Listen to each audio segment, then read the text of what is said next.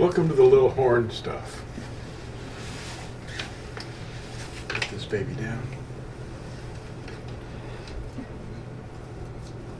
Hit the switch. Turn that baby off.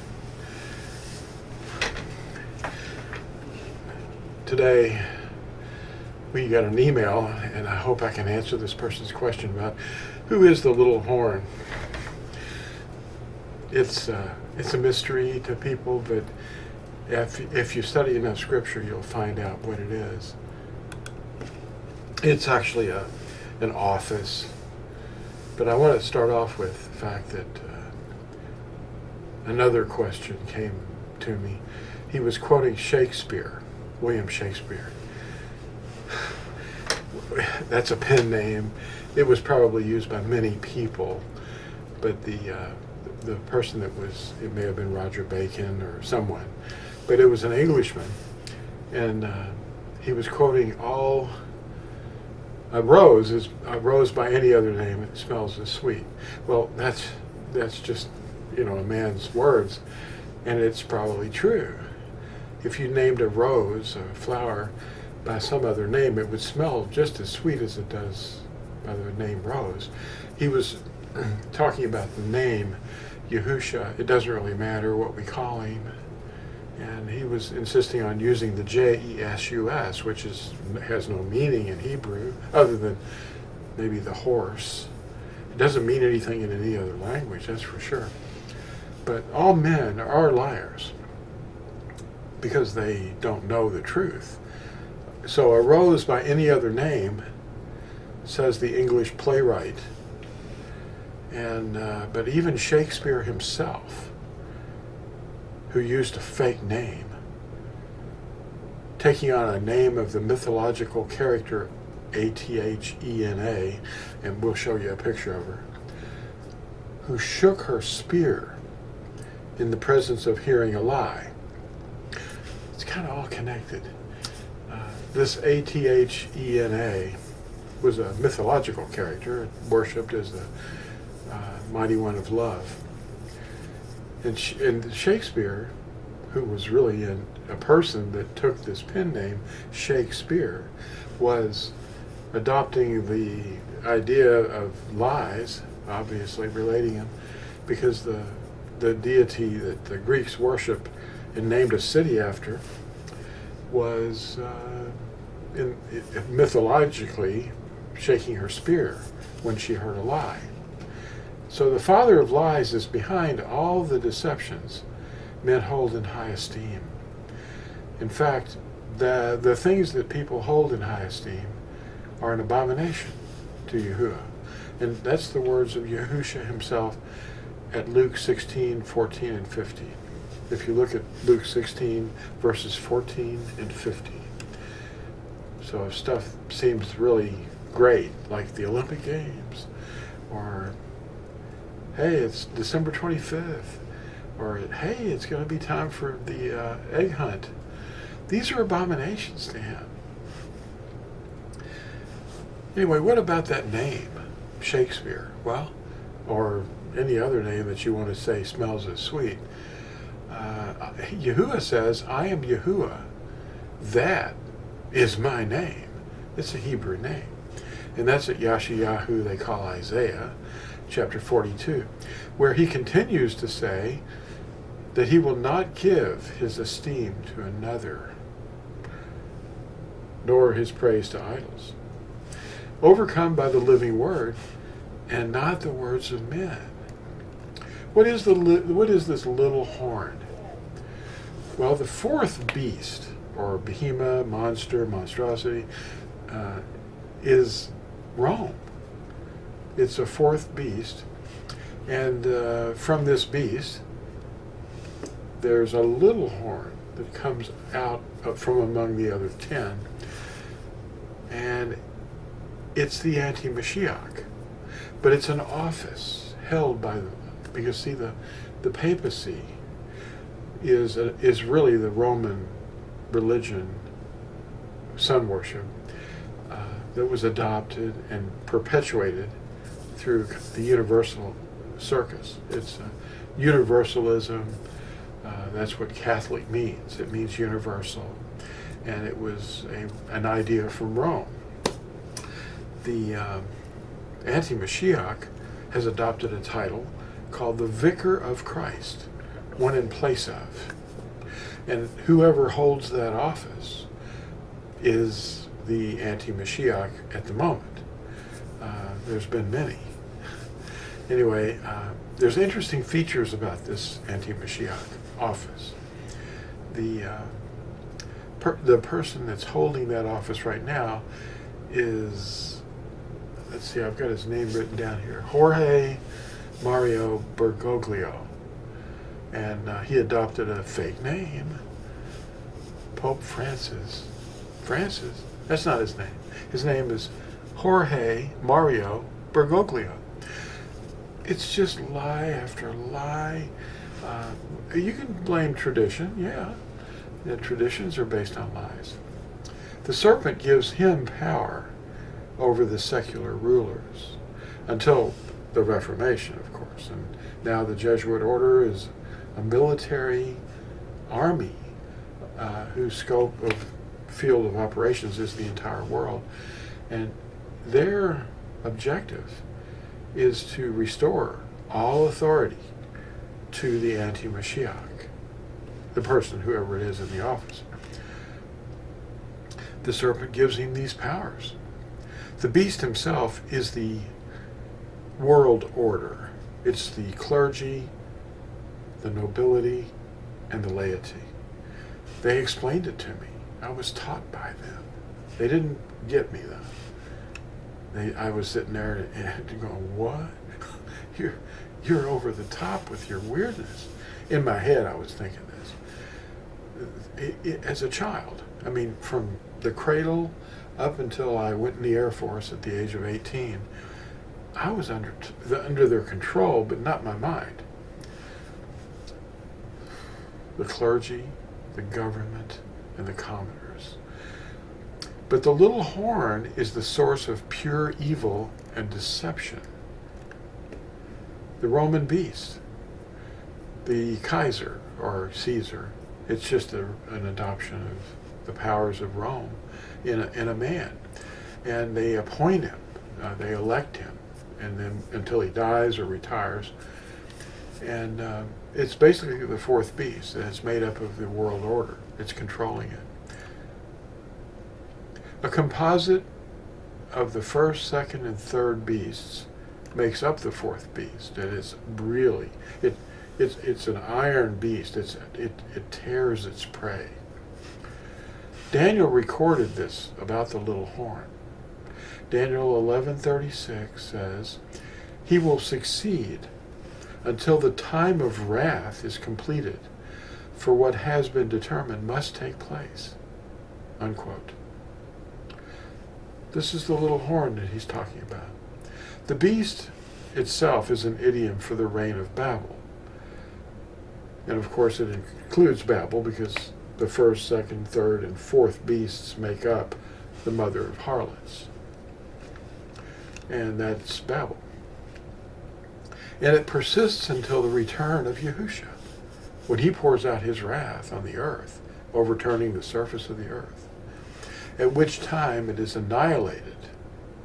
That's the beast. The beast is annihilated in the lake of fire, which is another idiom. This beast is an authoritarian power overseen by a woman.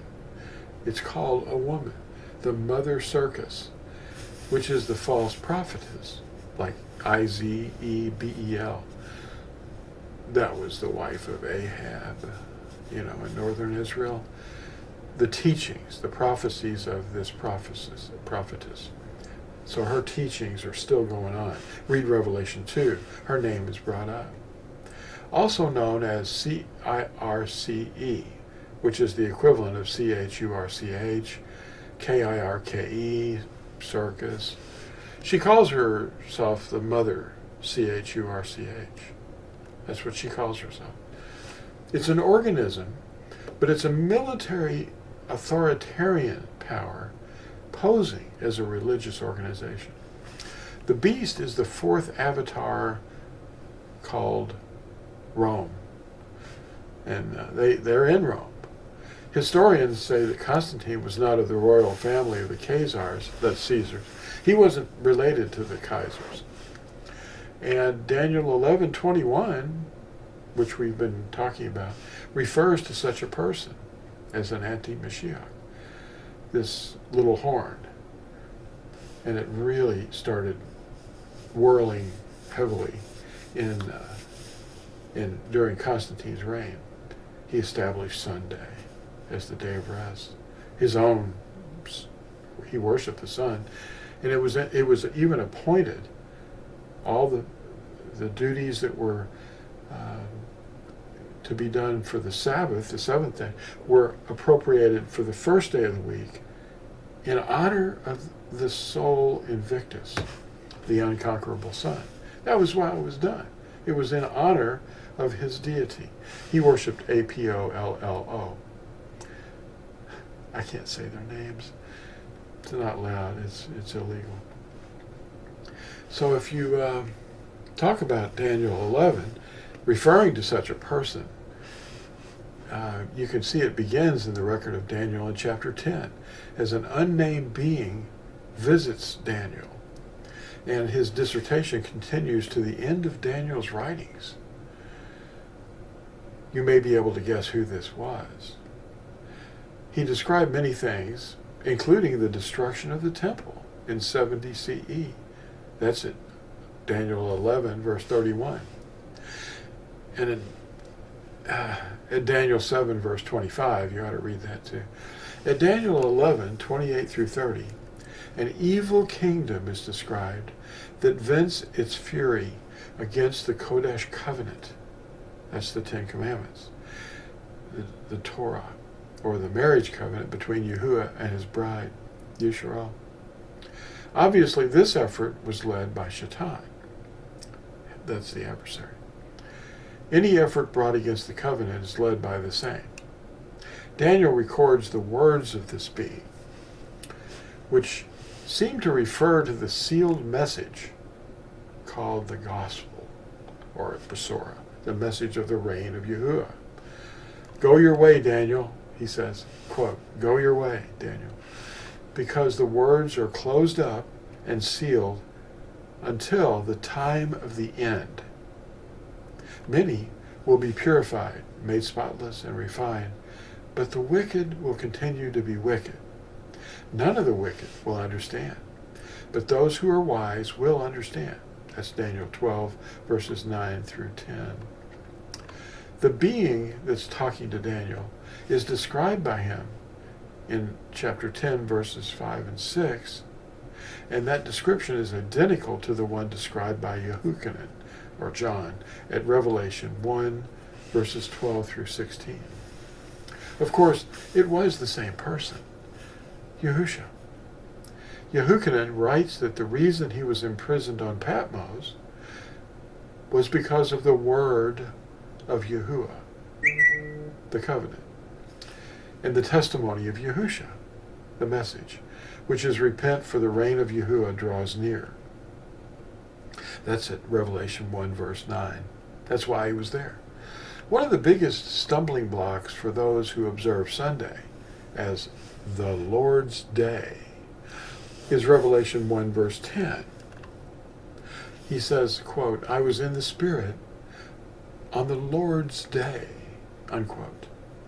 The term Lord's Day is only found once in all of the writings, and it refers to the day of Yahuwah, the day of wrath, when it's all over for the devil.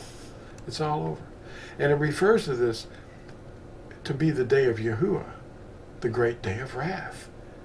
Remember, the little horn stays successful until the time of wrath, which is the focus of the whole 22 chapters of Revelation, which is the vision or revelation.